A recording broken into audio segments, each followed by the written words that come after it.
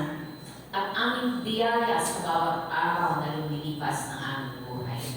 Dalangin ko na ang umagang ito ay umaga ng pagpapala para sa bawat isa. Ano man ang aming mga pangangailangan physical, spiritual, maging sa lahat ng bagay, Panginoon, sa iyo kami aasa at sasandal. Pagpalain mo bawat oras, bawat minuto, bawat panahon, sa anumang circumstansya na mayroon kami, maging dakilang Diyos ang buong mundo, ang Pilipinas at ibang dako ng lugar. Dalangin ko, Panginoon, ng iyong patuloy na walang hanggang biyaya, patuloy maranasan ng bawat isa na namangangandong sa iyo. Salamat ka, Panginoon, sa patuloy na katapatan at kabutihan mo, managalan yung biyaya sa bawat panahon na aming ginugugol para sa iyo. Kay Kristo Jesus, hinili ko ang lahat ng ito. Amen. Praise God. So, to God be the glory. Maaari naman tayo maupo.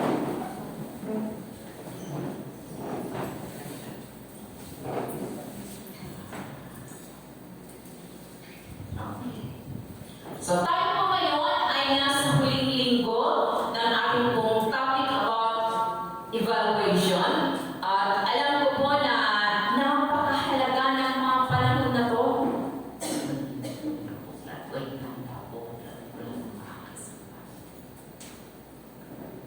So, tayo po ngayon ay nasa last na topic.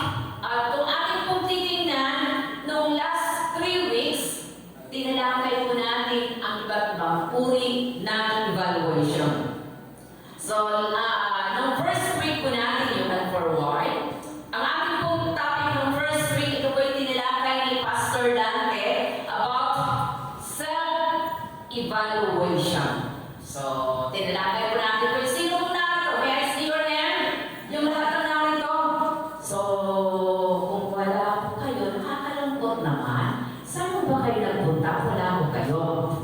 So, yun pong tinalakay ni Pastor Dante at ang kanyang tinalakay is about paano tayo, how do we evaluate ourselves in the context of God. So, napakahalaga po yun. Paano nga mo pa nagkaroon ng evaluation sa konteksto ng ating pong Panginoon. At ang pangalawa po ay tinalakay ni Pastora Emma at ang kanyang pagtatalakay sa the family evaluation. So, paano nga po ba tayo nag-evaluate ng ating pong mga pamilya?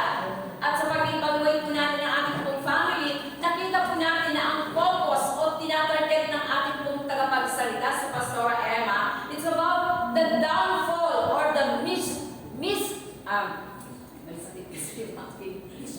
misuse na parents' authority. Alam niyo po ba, nakakalungkot po kapag tininan po natin sapagkat paano nga ba natin i-evaluate sa ating sarili, sa ating pong family, sapagkat yung evaluation na ito, kailangan magkaroon po tayo ng tinatawag, hindi man po 100%, it would be dapat yung accuracy ng ating pong pananaw, hindi po tayo magkamali. So yan po yung tinalakay ni Pastora Emma, kaya nakita po natin kung paano ang naging downfall ng family ni Ellie sapagkat hindi ko alam kung anong klase evaluation ang naganap na hindi niya po niya nakita at the end ng magiging kahantungan ng kanyang family. So the last po is si Pastora Irene. Wala pa ako ng Sunday sapagkat nasa Pangasinan lang po ako.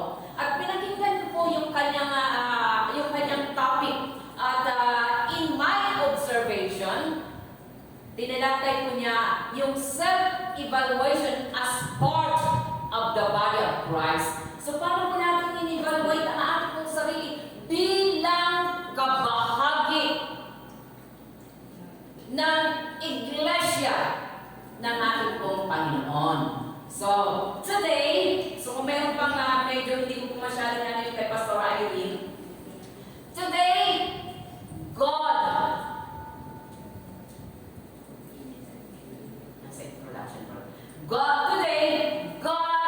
the general evaluator.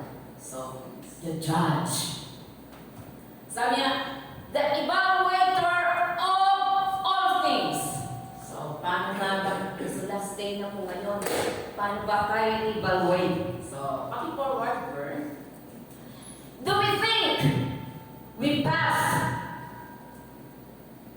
Sa tingin nyo, as we evaluate ourselves that day na tinatalakay ni Pastor Dante, do we think you passed the evaluation?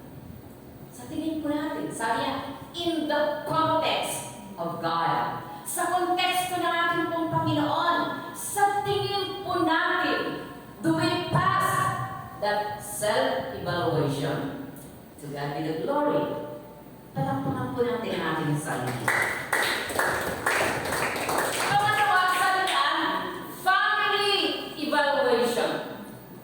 Pag ating pong babalikan sa konting sandali, kung paano nag-evaluate si Eli sa kanyang family, he failed his evaluation.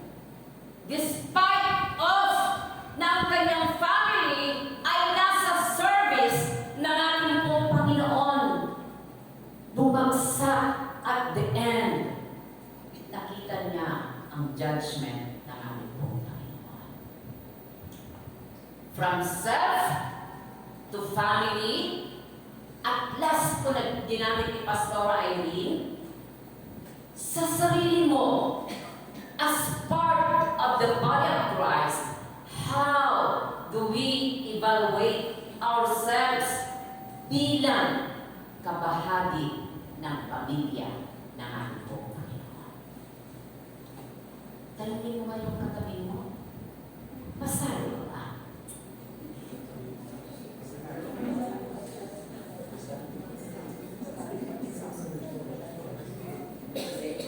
Anong sagot sa'yo na pumusap sa Rafael at si Tito Ricky? Okay, so, siguraduhin po natin sapagkat today, my topic is about the final evaluator.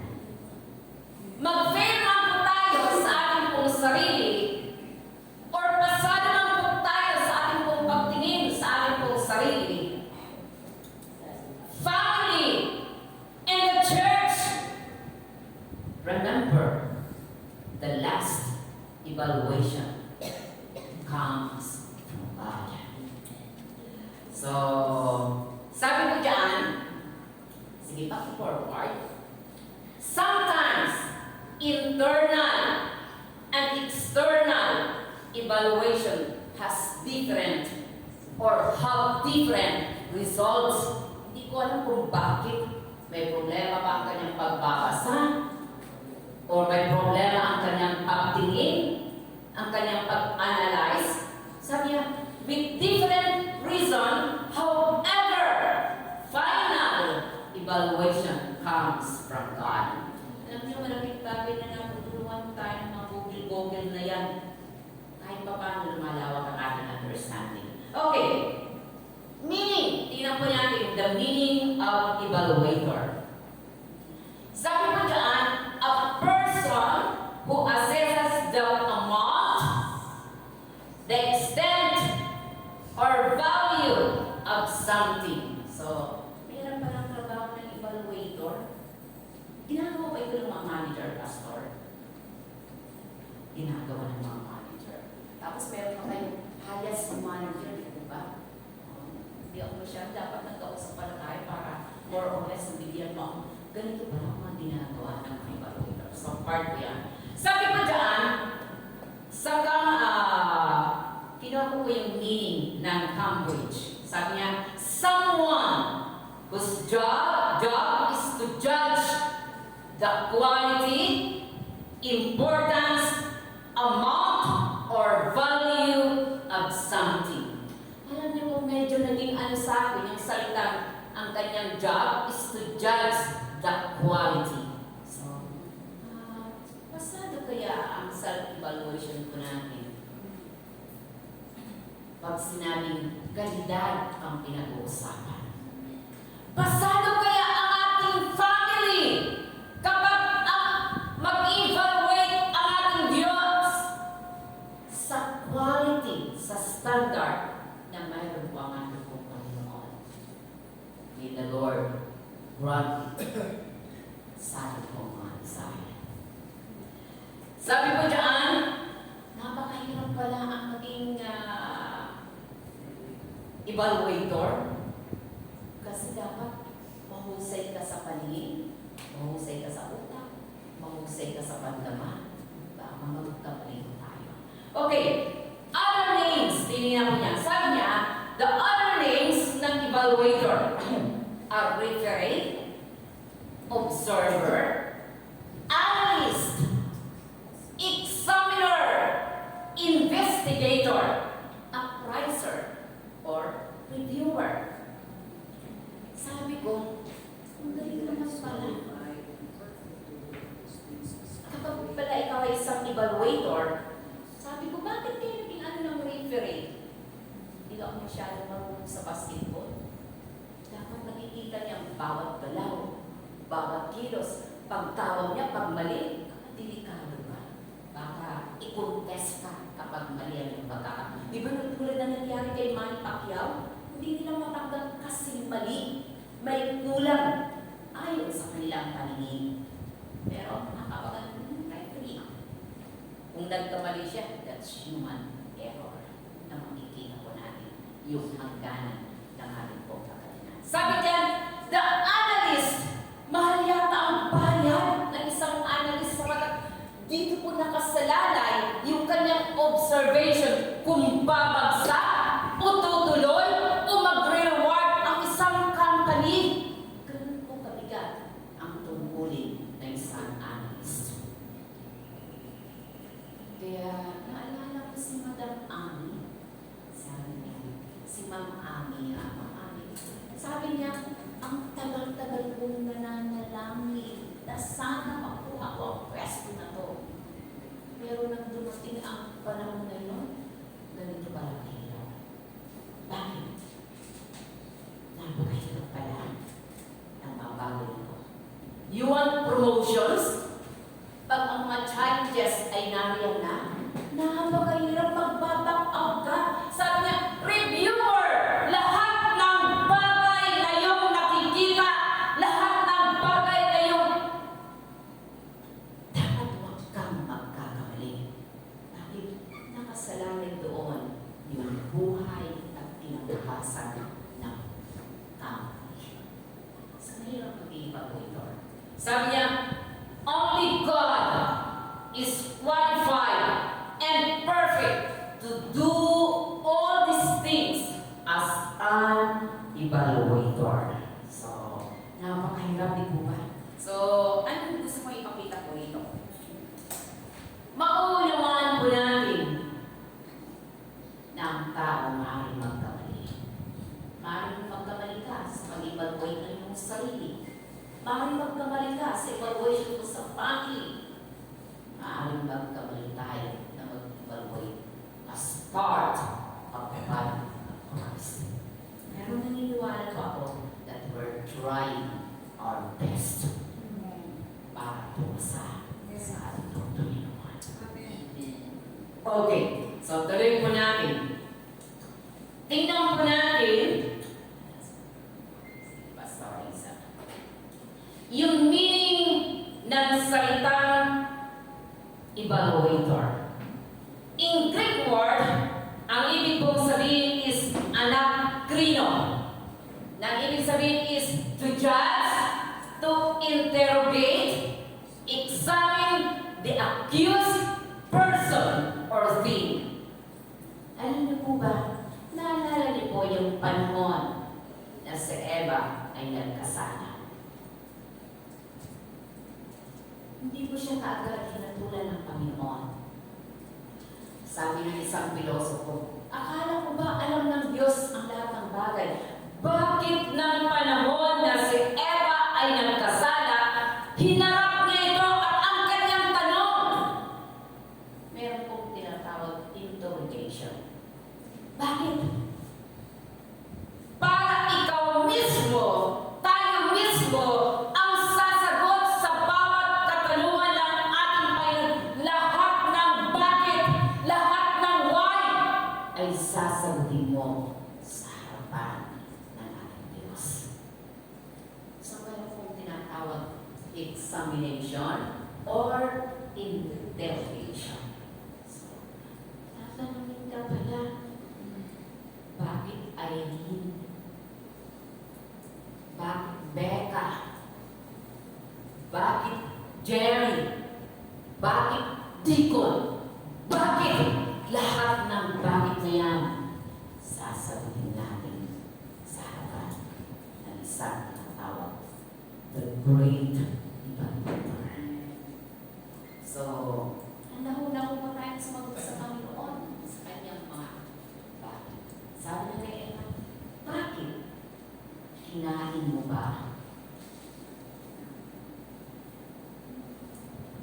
Kailangan sa kanya magmula ang buong katotohanan.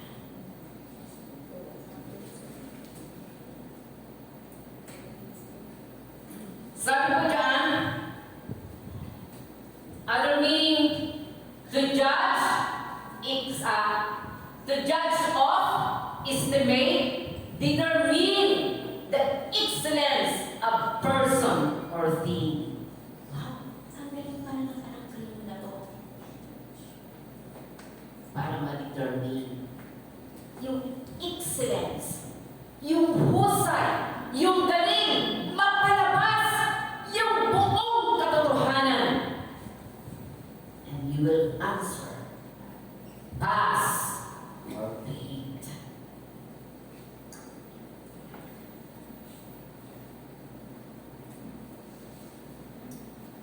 Cum laude. Magna cum laude.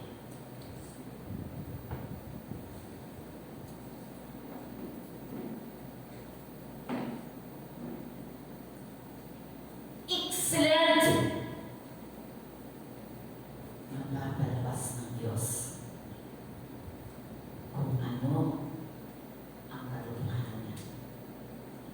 Pass or fail. Hallelujah! To God be all the glory. Sige, paki-forward. One of the most important rules of an evaluator is to keep all the data and secure the details. And po yan. Mula na yung pagsilang hanggang sa panahon na na-meet mo ang Panginoon. At sa panahon nahaharap ka sa Diyos, lahat ng data na yun is recorded in heaven. Sabi ko dyan, it is used to determine the strength and weakness to make a person efficient and effective. So, ganun pala sa mundo, dito po sa lupa, lahat po ng mga record, lahat ng mga data, nakasulat na yun. Ito, mahina ka dito. Sa area na to, malakas ka dito. Ang purpose ng lahat ng yun, ma-determine ano nga ba ang kailangan mo. Ano yung strength mo? Ano yung nagpapabagsak sa'yo? Ano yung nagpapaikot sa buhay mo? Sabi niya, to make a person efficient and effective sa lahat ng kanyang ginagawa. That's the company. Pero sa Panginoon, lahat ng yun ay pagtalaan. Okay, so tuloy po natin. So nakita po natin kung ano po ang meaning pala ng evaluator. Kaya kapag gusto mo natin, siguro dito sa lupa, manager ka na, analyst ka, ang mamahal ng bayad niyan. Bakit? Pinagpapakuran nila ng gusto yan na lahat ng detalye para sa company, sa ipupulan ng kumpanya, gagawin mo nila ang lahat ng record. Pero tulad ng sinabi ko, ang tamang fail, pero hindi ang Diyos sa lahat ng kanyang mga record. Okay, let's proceed. Tingnan po natin, God as a proficient evaluator. Pag sinabi kong proficient, skilled, qualified, and trained. Yan po yung ginagamit sa mundo ito. Pero sa Diyos, hindi ko masyado. Thank you, Pastor Hazel. Nababasa niyo ba? Sabi ko dyan, nandyan po ang ating pong Panginoon kung sino po siya. At ang lahat ng criteria ng kanyang pagiging skilled sa lahat ng bagay, makikita po natin kung sino ang Diyos na po na ating pong pinag-iikuan. Okay? Sige, tingnan po natin sa pagkatanahan. Sabi ko dyan, in Psalms 33 na ating pong text, the major text na mayroon po tayo, Psalms 33, 13 to 14, sabi ko dyan, from heaven, He looks down and sees all mankind. Alam mo po, pinutol-putol ko na lamang po yan para ano. From His dwelling place, He watches all who live on earth. Bakit pa nga rin po Panginoon tinawag the general evaluator? Hindi ka pwede maging magaling na evaluator o ang may problem ng pamilya. Kaya nga tingnan niyo yung mga siguro mga manager, Pastor Jerry, mga okay pa ba ang iyong paningin? At nagdita rin siya kasahin. Lahat na ipapasa na detail sa tinatawag database na mayroon. Basahin isa-isa para magkaroon ng tinatawag tamang talaba. Mula sa kalamitan, from heaven to earth, God is watching. Kanino? Sa'yo, sa akin, sa lahat ng narito. Pinagmamasdan ng Panginoon ang lahat ng nilalang sa pamamagitan ng kanyang tinatawag divine vision na mayroon po ang ating Panginoon. Amen. Do you think nakikita ka ng Panginoon? Amen. Nababasa ka ba niya doon? Kitang-kita ng Panginoon kung sino at ano ba sa ulo nito. And all those data about you and me are recorded.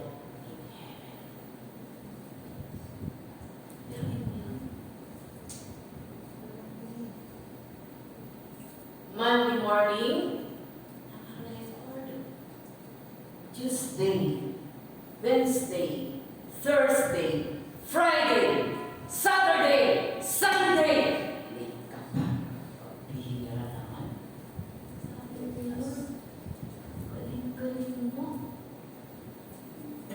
Pero sa database na ating Panginoon, walang bagay na nakakaligtas sa ating nakalipas. In Exodus, alam po natin yan, 3 verse 9, sabi niya, I have seen the misery of His people. Napakabuti ng Diyos, hindi ka lang niya pinagmamasdan sa lahat ng iyong ginagawa. Ang galing pala ng CCTV, di po ba? Ng lahat ng dalaw ng tao ay nare-record niya. Ang lala ko to rin, may sikreto. May sikreto dito ba Sister Gemma? Sister Gemma, are you here? Gemma. Let me see your hand. Hello? Alam niyo po, may isang, pero hindi ko na po ikukwento. Dahil siya. Nalimutan niya ang CCTV. Pero hindi ko na po sa inyo ikukwento. Ganun po ka ng CCTV ang bawat sulok. Gaano ka lang ang CCTV na what's over you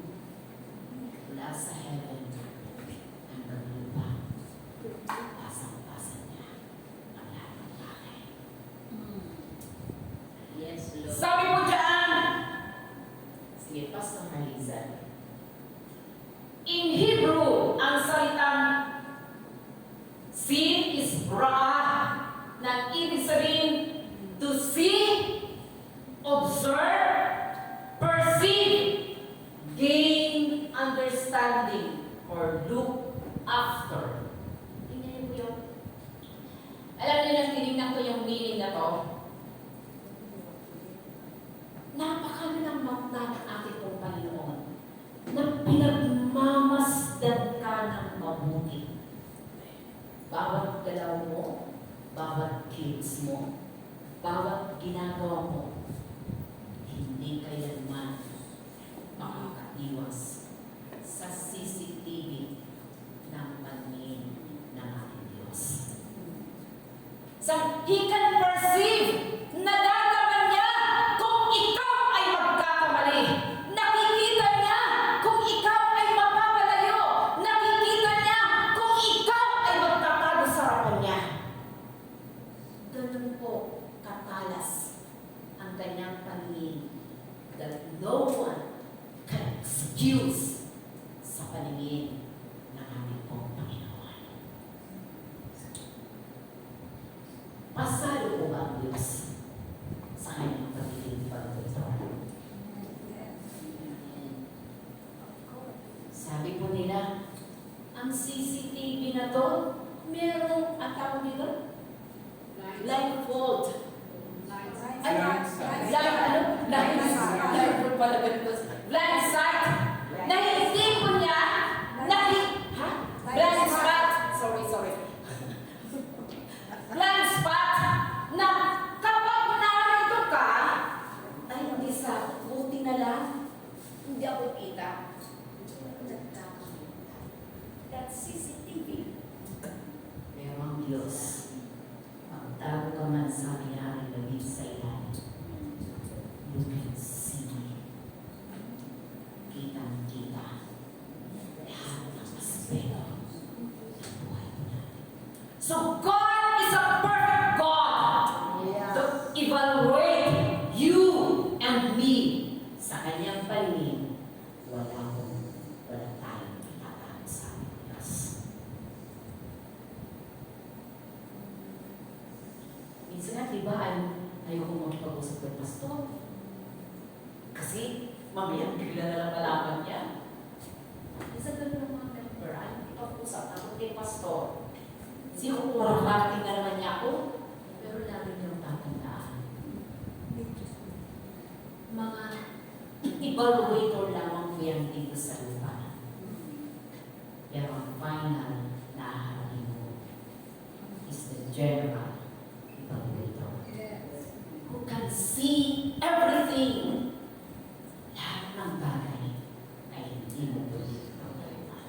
Okay, sabi mo dyan, get acquainted with, look after. Alam niyo po ba? Sabi ko, bakit kayo get acquainted?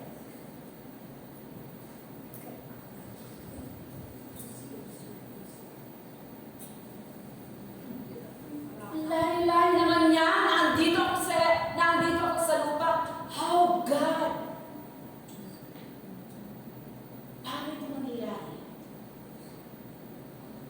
Na malapit lang siya sa iyo.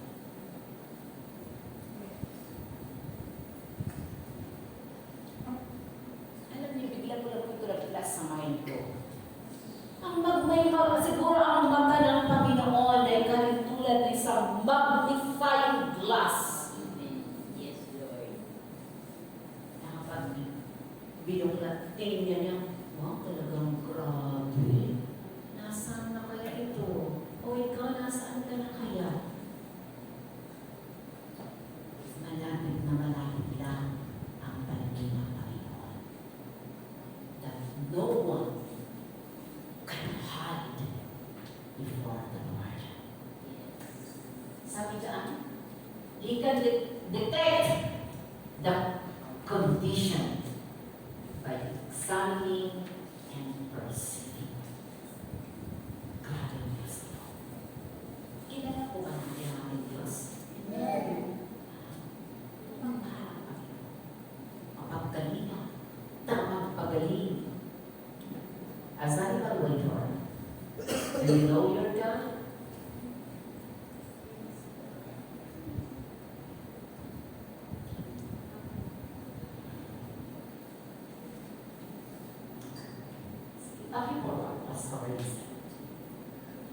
In 1 Samuel 16:7, sabi niya, for the Lord sees not as man. Hindi ko siya katulad sa pagtingin ng tao. Sabi ko dyan, God can keep His data clean and clear. Natiwanan, lahat ng data ng ating Panginoon tungkol sa iyo at sa akin. Maliwanag ko yun ang record ng heaven. He possessed divine eyes, and it's magnificent and striking. Grabe. Nakapagtuloy sa iyo, tagos hanggang kaluluwa para magsulat niya ang lahat ng laman ng puso, ng isip mo, lahat ng galaw mo, basang-basa lahat ng ating Panginoon. Sabi mo dyan, the eyes of the Lord are everywhere, keeping watch on the wicked and the good. Proverbs 15, verse 3. Tuloy mo yan. Masama, mabuti, nagpapakabuti, at nagpapakasama. Lahat yun ay nakatingin ng Panginoon. So, pasado po ba tayo sa self-evaluation po namin? Parang walang humility. Di po ba? Mabuti na lang po yun. Para lapit po namin sa Panginoon sa final evaluation. Hindi ko tayo iyak kundi magsasaya. Dahil hindi nagkamali ang Diyos sa evaluation niya sa iyo at sa akin. To God be the glory. So, tuloy po natin. Pangalawa na quality, by His divine knowledge. So, sa paningin pa lang, kabalo na ako.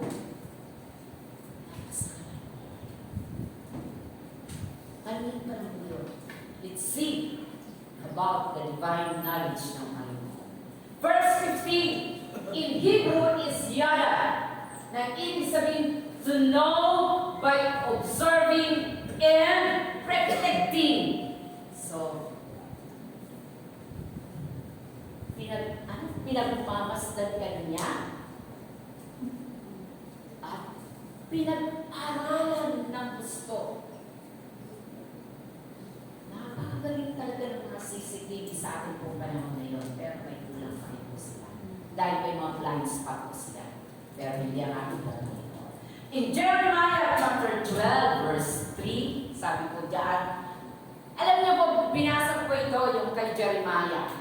Si Jeremiah, siya po ay nagko-complain niya sa Panginoon.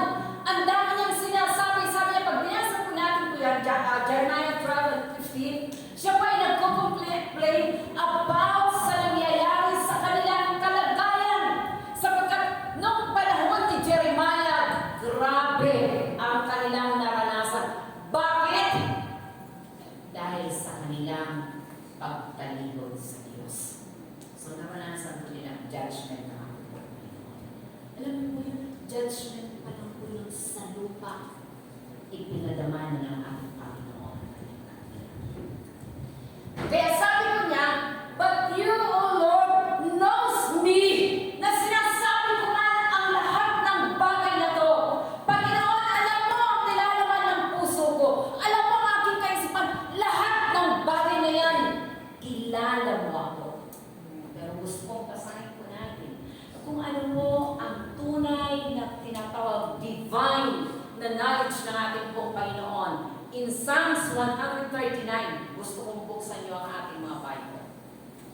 You can read it. Psalms 139, 1 to 6. Napakaganda po ng verse na to. Babasahin ko po in Tagalog, but read with me. Ako yung sinisiyasat, batid mo ang aking buhay. Tingnan mo yun, ha? Sinisiyasat na tayo sa Panginoon. Batid mo ang aking buhay. Ang lahat kong lihim, Yahweh, ay tiyak mo nalalaman. May mga sikreto ba? What is your secret? May sikreto ka sa magulang mo? May sikreto ka sa boyfriend mo? May sikreto ka sa asawa mo? Pero hindi ka makakasikrito sa Diyos. Lahat yan ay alam niya. Sabi niya po daan, verse 2, ang lahat ng gawain ko sa iyo ay hindi lingid. Kahit ikaw ay malayo, batid mo ang aking isip. Yan yung divine knowledge ng Panginoon.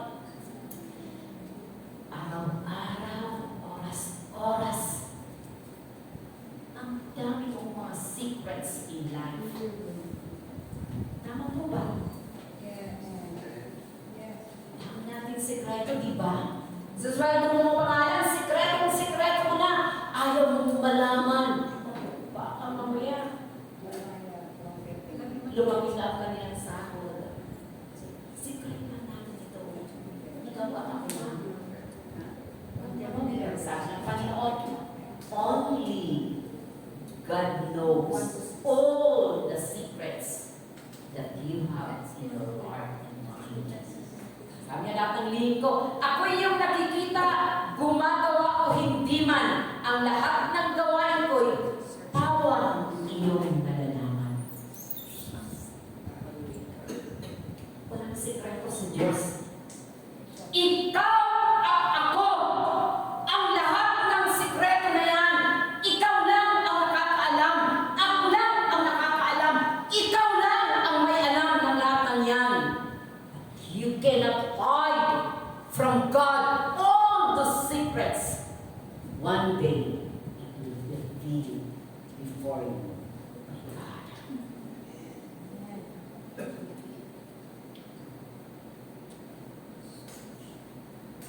Di ba umiinit yung aking sasabihin? Alam mo nang lahat yun. Lahat ay di malilihim. Verse 5, ikaw laging kapiling ko, katabi ko oras-oras. Alam niyo po nang binasa ko, bigla akong natawa. Meron mo, kala mo, katabi ko kasama mo. Wala si Lord. Hindi na, nagkakamali ka. Si Lord pala ang katabi mo. Nasa bawat hilig mo. Alam niya. Amen. Tungkol sa'yo. Lord. Thank you, Lord. Hallelujah. Yes, God. Akala mo nag-iisa lang ako. Sinasamahan ka pala niya. Saan ka namunta? God is there. Wherever you go, whatever you do, God is there. Yes, Lord. Simple lang. Hallelujah. Kaya kayo ng mga boyfriend at mga girlfriend, beware. Kala nyo kayong dalawa lang, ha? Nagkakamali ka. Mga mag-asawa, sigurado na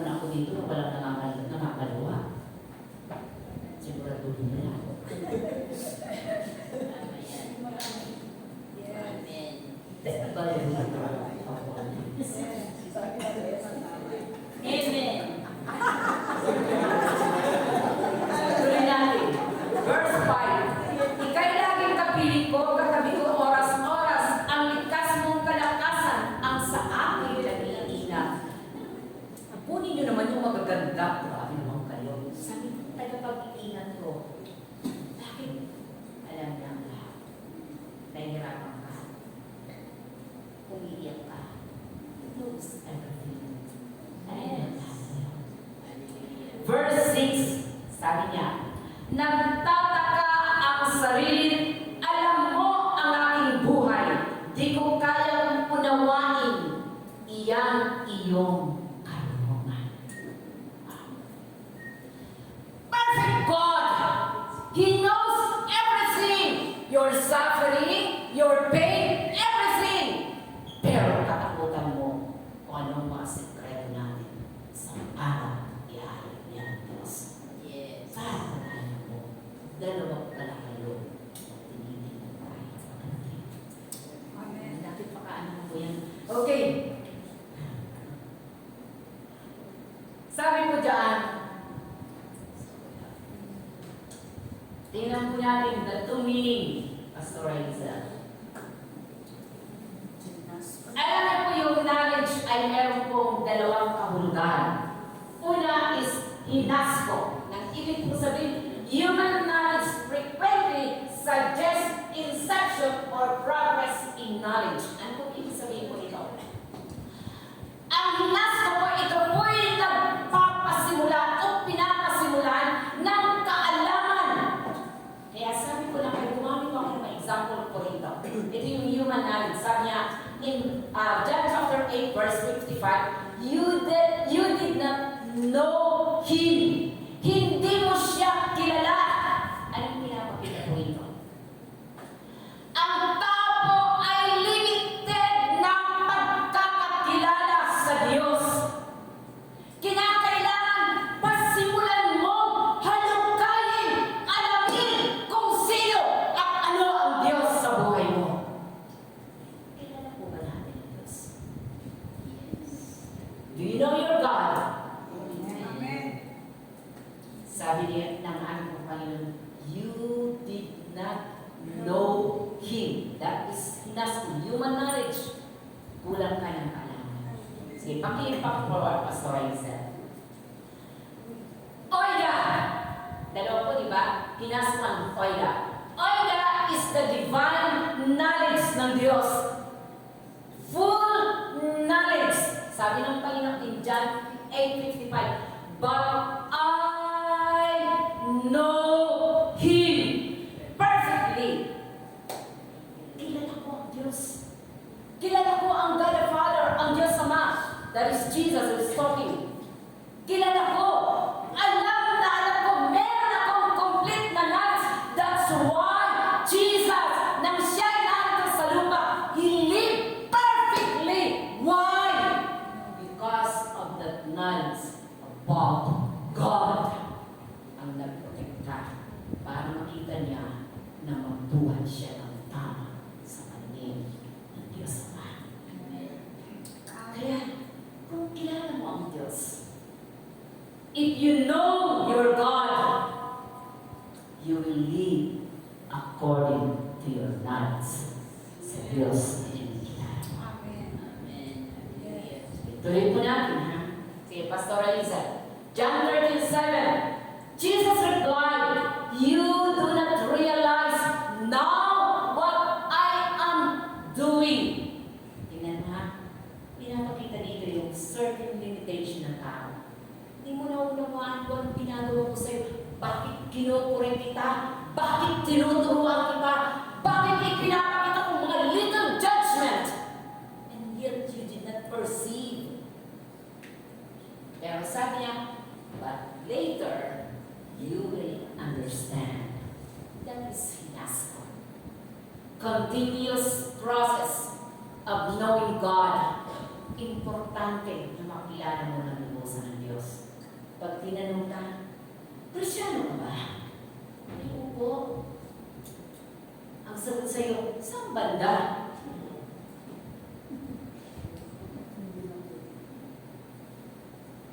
Nakikita ba?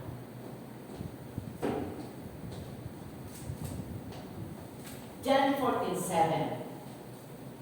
If you really know me, that is hinasco. Kaya magsagot ng Panginoon, ha?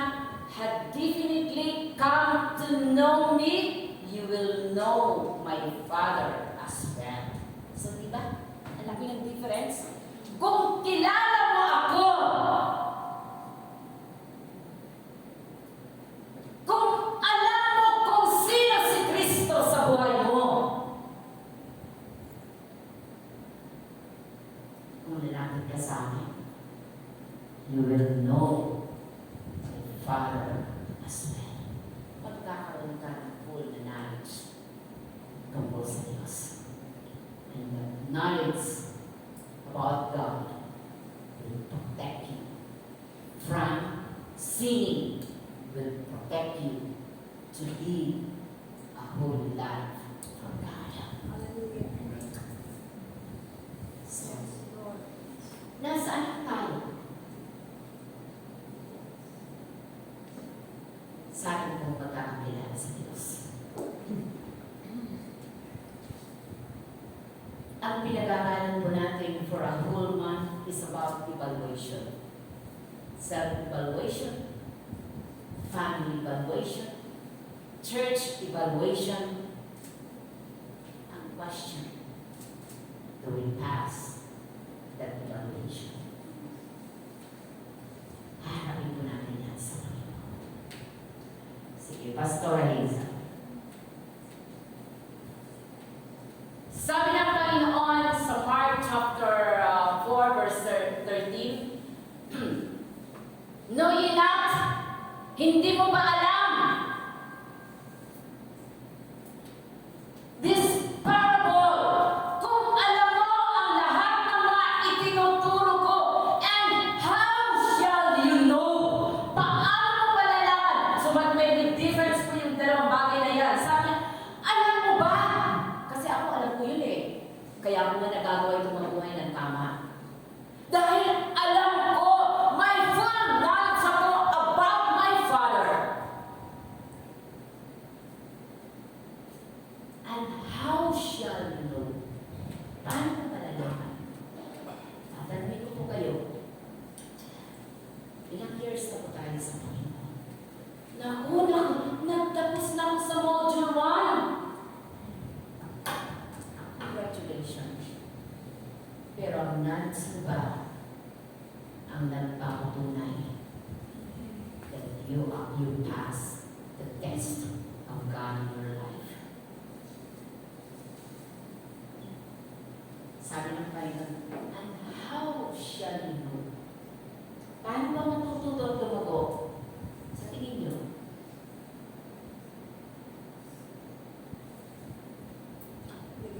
Paano mo nalalaman na pasado ka? Apply. Apply it. Apply it. Meron kang application. That's gain knowledge.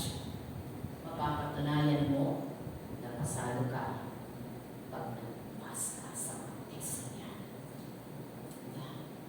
Pero kung ilalagay ka sa isang testing na nagpapalugmok sa pagkatao mo, ibig sabihin, you'll never gain knowledge about your God. Dahil pag humarap ka na sa Panginoon, that's your final test. Gain or lost. Church, wala pa akong alam sa final evaluation. But God wants us to know. Kilala mo siya. Understand what God is implying sa kanyang mga disciples. Tandaan yung lahat po natin. Disciples ang kanyang mga harap. Sabi niya, how shall you know? Paano mo malalaman? Paano mo ako makikilala? Paano mo malalaman ng Diyos? Nakikita ka niya? Nakikita niya ako? At nalalaman niya ang lahat ng bagay tungkol sa iyo at sa akin. Alam niyo po, lahat ng tao talaga mapagsikreto. May mga lihim yan na di mo alam. May lihim ako na di mo alam. May lihim yung katabi mo na hindi mo alam. Pero katatakutan mo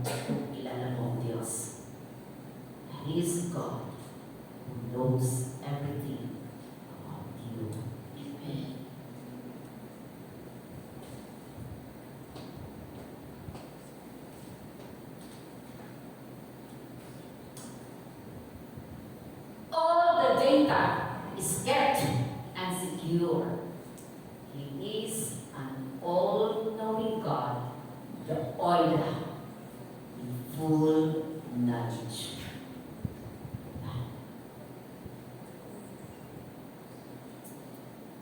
Secured mo yun sa heaven.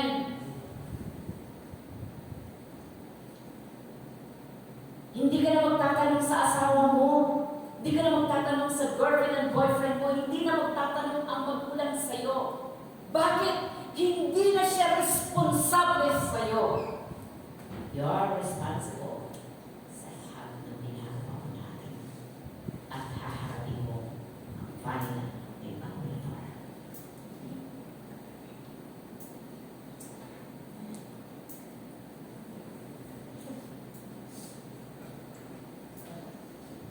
Si Pastor Reyes. Matthew chapter 7. Siya na kinakaya ko yung verse. In Matthew chapter 7, tingnan niyo po yung difference ng ano na to. Sabi niya, I never know you. Di po ba? Ito yung time na kaharap ng Panginoon. Sabi niya nito, I never know you. Hindi kita kilala. Meron ba ang Diyos na hindi niya kilala? Kilala ka niya. But sabi niya, I have never been in approving connection with you. Pero hindi yan. Bakit? Bakit hindi na ina-approve ng Panginoon ang kanyang connection? Dahil gusto na niya ang tuloy ng lahat.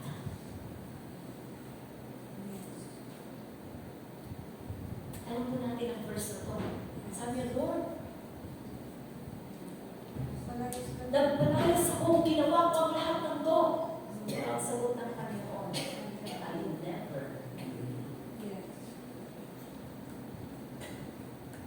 nakakatutakot na Christian tayo. Kala mo, okay ka. Yung pala, hindi okay. Sabi niya, in Matthew 25 verse 12, I know you not. Anong sabi dyan? O ito po ang ginamit. You stand in no relation to me. Masarap po bang humarap sa final evaluation? Sa tingin niyo?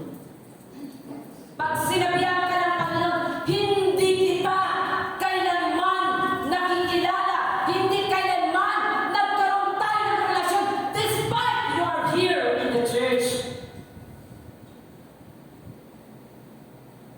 Very dangerous. But God is a God of chances. Binibigyan tayo ng pagkakataon. For final day, na ilulubin niya ang kanyang tinatawag, the oil knowledge of God. Hello? Sabi ng ilang beses kayong nagbabasa. Taas naman para walang masabi. Ilang beses kayong nananala. Taas mo tayo para walang masabi. Ilang beses tayo ganito. That's good. But on that final day, sasagutin mo at sasagutin ko lahat ng katanungan ng Panginoon sa iyo at sa akin. Okay, tuloy na po natin. Masyado nang mahaba. Number 3. So, ang kanyang quality, divine eyes, divine knowledge, by His divine judgment. Sabi ko yan, who consider everything they do. Yan po ang verse 15. God's judgment is the result of reflection. Balikan natin from ipinanganak ka up to that day. Sabi niya, reflection of His holiness, justice, and authority, and righteous acts of evaluation and decision as a judge.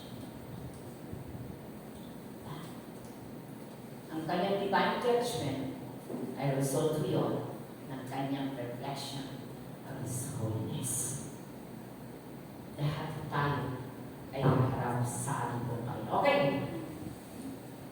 What what He knows, and all the database is true and just, and His judgment is holy and divine. So, lalo na pakikita ng Panginoon, lahat po ng kanyang kaalaman ay haharapin po natin sa tinatawag record in heaven. In Revelation chapter 16, verse 7, 19 and 2, pag tinignan po natin bakit ito sinabi ni John ang Revelation sa kanya, after po na ibinuhos ng Diyos ang judgment dito sa Lord. Alam niyo po na po ba yun? So, mag-aral kayo baka hindi po natin alam ang lahat ng to. Sabi ko diyan, for true and righteous are the judgment. Ang paghahabol ng Diyos ay matuwid at totoo. At harap. Sabi ko diyan, on God's weighing scale. So, tingnan po natin paano harap po kayo. Sige, Pastor Lisa. Meron pong dalawang judgment na kakaharapin. Ito po yung tinatawag the Bema judgment. 2 Corinthians chapter 5 verse 10. Believers will stand at the judgment seat of Christ. You will not be judged according to your sin, but according to your works. So alam nyo, yan ang sabi ng Bible. Hindi ka na hahabulan. Bakit nga ba ang Christianity nahabulan sa kanyang mga kasalanan? Sa tingin nyo, why Christians will not be judged? Pansinin nyo ha, sabi ko all believers will stand. Pero sabi ng Panginoon, imagine na aking kong binasa, sabi ng Panginoon, hindi kita kilala. Nakakalungkot naman kung nasa church ka, hindi ka pala kilala ng Panginoon.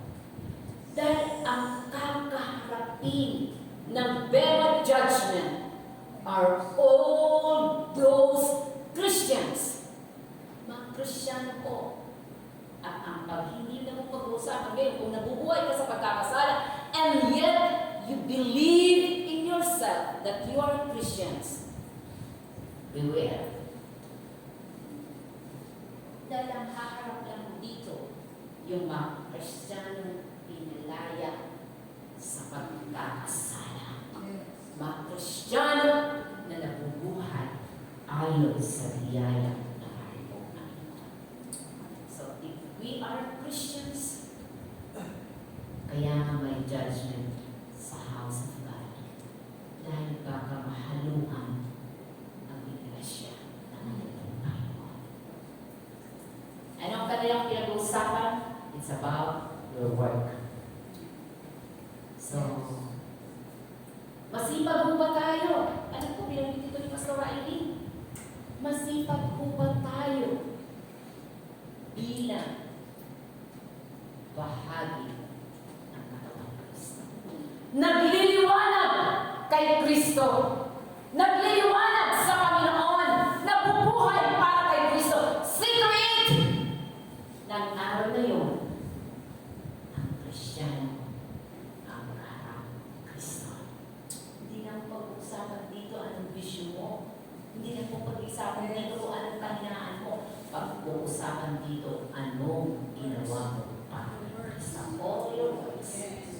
Dahil Kristiyano ka. Sige, huwag na tayo makahirap po dyan. Kaya, alam ko natin po ito. Church, hindi ka nahanapan ng Panginoon. Hahanapan ka ng iyong ginawa para kay Kristo. Okay, Pastor Eliza. Another judgment. So, dalawa naman po. For divine judgment. White throne judgment. All unbeliever will stand at the white throne judgment. So, saan mo tayo? Bema, sure that your works will abide. White throne, hello. Lahat tulad dito. Lahat ng pagkakasala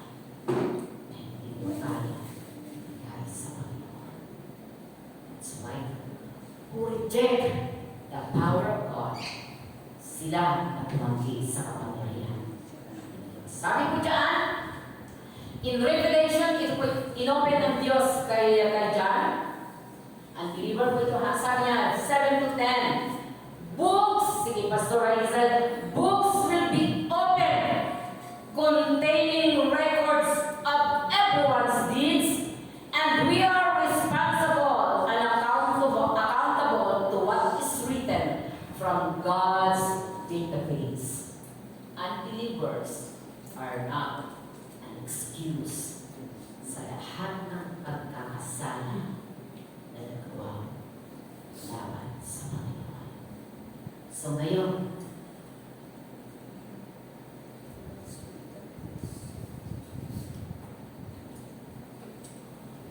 saan po tayo ngayon? Tayo po ba ay sa bed of judgment? Let me see your hand.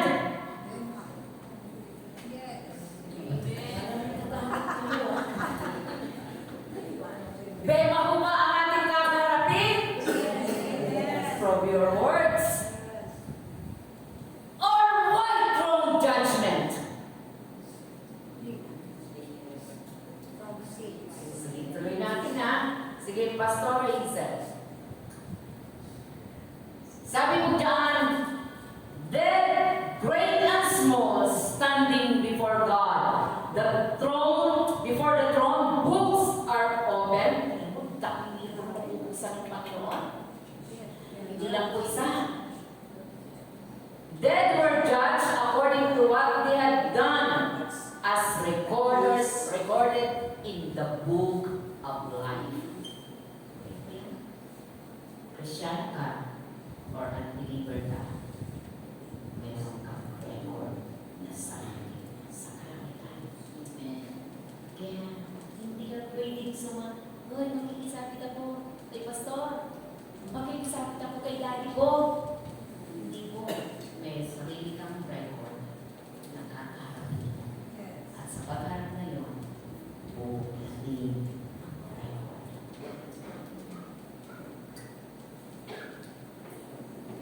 Ano kayang data natin meron doon? Sa tingin mo?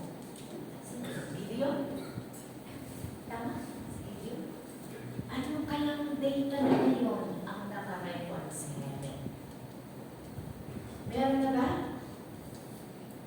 Sa tingin mo, Elaine, ano kayang mga nakasulat na doon? Sarap ng hindi niya.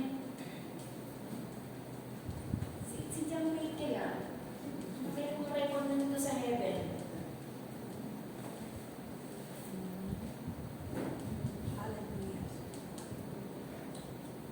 Church, hindi po tayo narito para tulan natin ang isa't isa. Narito tayo para magkaroon ng information. Sige, Pastor Hazel. This is the anyone names not written in the book of life, he was thrown into the lake of fire.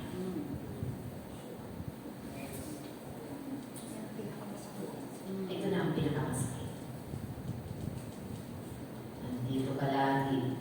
O pala nakasulat yung pangalan mo. Sa tingin mo, Tony? Ito, si Ella. Sigurado ba kayo?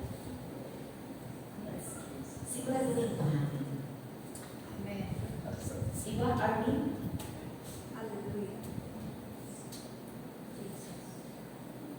Anyone whose names are not written in the book of life, he was thrown into the lake of fire.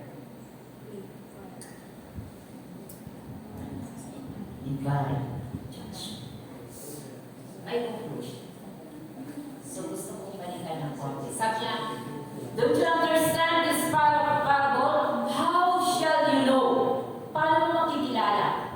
Paano mo malalaman?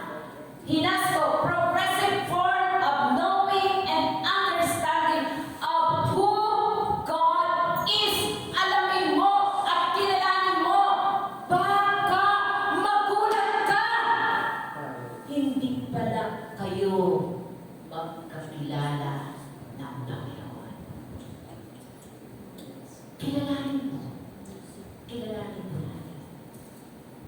before it's too late, naharap po tayo sa tinatawag final evaluation. Sabi po dyan, akala mo tama, Ay mali pala. Akala ko okay. Akala ko pasado ako. may encouragement, know your God.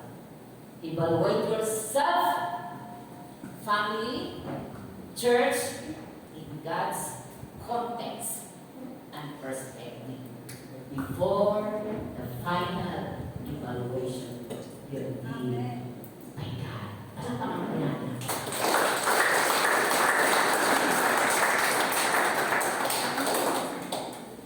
See you on that day, winner and victorious. Amen. God be the glory.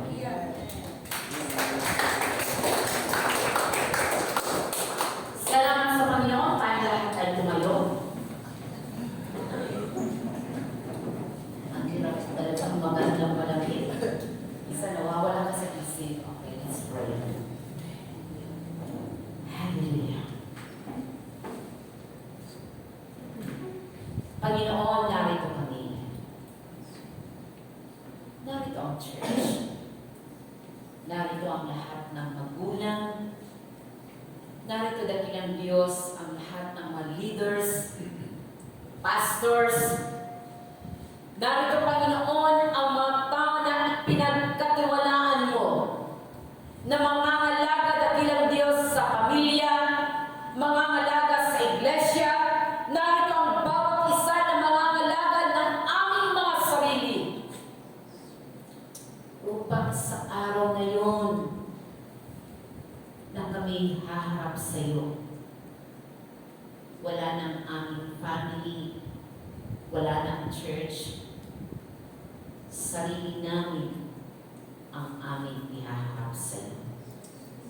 I pray, Father God, this morning, sa lahat ng mga anak mo na narito, wala kaming ibang nilalayan kundi dakilang Diyos, magkilala ka namin, not only as a loving God, a perfect God, a healer God. Help us, Lord, to know you more bilang isang Diyos na tagahatol pagdating ng panahon. Dalangin ko, Panginoon, pakaingatan mo. Una, ang aming mga sarili na sa aming paglalakbay, sa aming journey ng aming Christian life, kung may mga bagay-bagay na tanging sikreto namin ikaw at ako. Ikaw at sila. Dalangin ko, Panginoon, may umaga. Matutuhan namin ipagkatiwala anumang mga secrets, anumang mga words na hindi na ayon sa iyo. Give us that strength to surrender everything before you. Bless mo, Panginoon, ang church. Bless mo ang mga family. Bless mo ang mga magulang na gumagabay sa mga anak.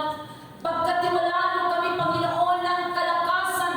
Bigyan mo kami ng bilang Diyos na sapat na strength to correct them, to guide them, and to bless them, Lord. At hayaan mo, Panginoon, ng mga anak na ipinagkatiwala mo.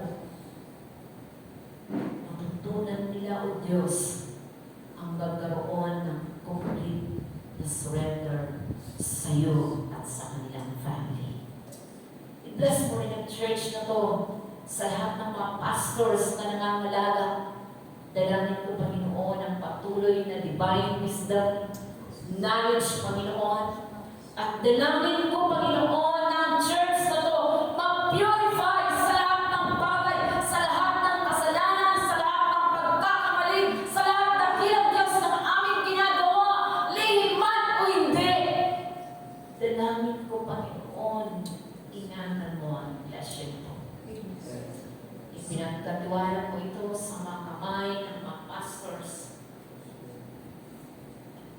magulang, tulungan mo kami na magawa namin ang nararapat para sa Kanya. Salamat, Panginoon. Purihin ka. In Jesus' name I pray. Amen. Amen.